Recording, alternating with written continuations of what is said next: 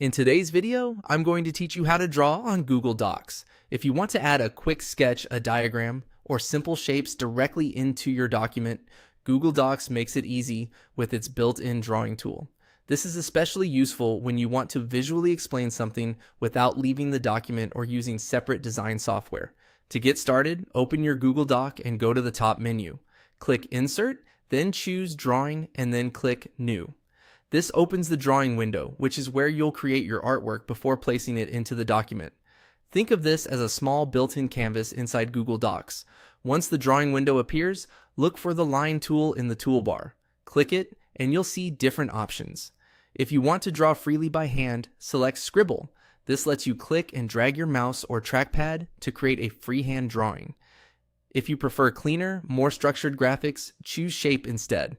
Shapes are helpful for things like arrows, boxes, circles, and flowchart style visuals. Now go ahead and create your drawing.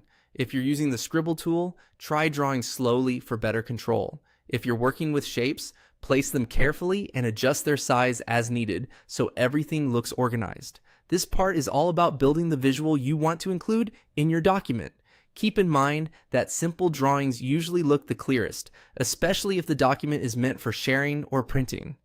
When your drawing is finished, click Save and Close. Google Docs will automatically insert the drawing into your document. At this point, you can move it around in the doc, just like other inserted elements, and position it where it fits best with your text.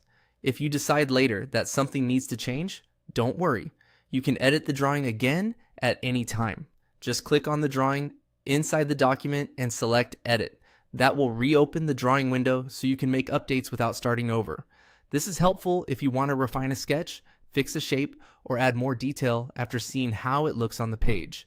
And that's how to draw on Google Docs. It's a simple feature, but it can make your documents much more visual and easier to understand. Once you get comfortable with the drawing window, you'll be able to add custom illustrations quickly whenever you need them.